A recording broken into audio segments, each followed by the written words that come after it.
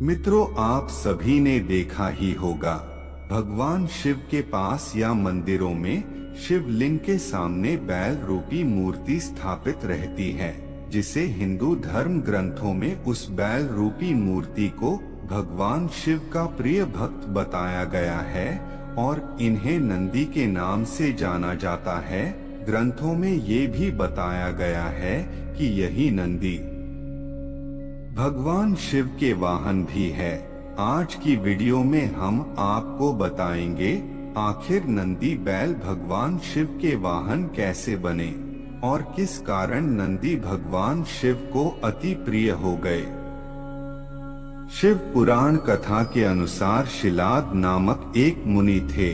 मुनि तप और योग में लीन रहते थे, जिसके कारण वे गृहस्थ जीवन में प्रवेश नहीं करना चाहते थे। मुनि ब्रह्मचारी होने के कारण उनको भय सताने लगा कि उनके मृत्यु के बाद उनका वंश समाप्त हो जाएगा। फिर अपने पितरों के कहने पर शिलाद मुनि ने पुत्र की कामना के लिए देवराज इंद्र को प्रसन्न करने के लिए तप किया और वरदान मांगने को कहा। तब मुनि भगवान शिव से बोले, हे प्रभु, मुझे आपके समान पुत्र चाहिए जो अजन्मा हो, जिसे मृत्यु न आए। फिर भगवान शिव बोले, हे मुनि, मैं जगत पिता हूँ, किंतु तुम मेरे पिता बनोगे और मेरा नाम नंदी होगा।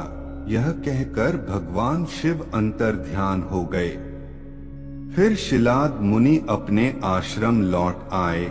एक दिन मुनि खेत जोत रहे थे, तब धरती से एक बालक प्रकट हुआ। उस बालक का तेज अग्नि के समान था। शिलाद मुनि बहुत प्रसन्न हुए और भगवान शिव का धन्यवाद किया और खुशी खुशी उस बालक को लेकर चले गए। जब नंदी 5 वर्ष के हुए तो मुनि ने नंदी को संपूर्ण वेदों का ज्ञान और अध्ययन कराया। जब नंदी 7 वर्ष के हुए तब भगवान शिव ने मित्र और वरुण नाम के 2 मुनियों को शिलाद मुनि के आश्रम में भेजा, जिन्होंने शिलाद मुनि को नंदी की अल्पायु होने की बात बताई। यह सुनकर शिलाद मुनि बहुत चिंतित हुए। उनकी ये चिंता दिन ब दिन बढ़ने लगी। जब नंदी को उनकी यह चिंता देखी नहीं गई तो नंदी ने अपने पिता से उनकी चिंता का कारण पूछा। तब मुनि ने नंदी को सारी बात बताई। यह सुनकर नंदी बोले, पिताजी, चिंता मत करो। आप ही कहते हैं कि भगवान शिव अपने भक्तों की सारे दुख हर लेते हैं, तो मैं उन्हीं के पास जाऊंगा।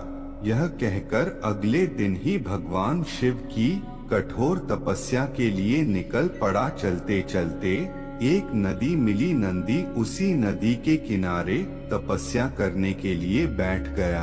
बहुत समय बीत गए। फिर एक दिन भगवान शिव नंदी की कठोर तपस्या से अति प्रसन्न हुए और नंदी को दर्शन दिए और नंदी से वरदान मांगने को कहा। तब नंदी बोले, हे प्रभु, मैं सदैव आपके साथ रहना चाहता हूँ, ताकि आपकी चरणों की सेवा और भक्ति कर सकूं। कृपा करके मुझे यही वरदान दीजिए। यह कहकर नंदी ने भगवान शिव से प्रार्थना की। तब भगवान शिव कहते हैं, हे नंदी, तुम मेरे प्रिय भक्त हो, तुम्हारे सारे कष्ट मुझ में समा जाएंगे, बल बुद्धि से पूर्ण रहोगे। यह कहकर नंदी को अपने साथ कैलाश ले गए। भगवान शिव ने माता पार्वती की सहमति से संपूर्ण गणों के समक्ष सभी गणों का प्रमुख बनाया और नंदी का अभिषेक कराया और नंदी को यह वरदान भी दिया कि आज से तुम मेरे वाहन बनोगे और समस्त संसार में नंदीश्वर के नाम से जाने जाओगे। जहाँ भी मेरी पूजा होगी वहाँ तुम्हारा भी निवास होगा। यही कारण है कि हर शिवालय में जहाँ भगवान शिव होते हैं वहाँ नंदी भी होते हैं।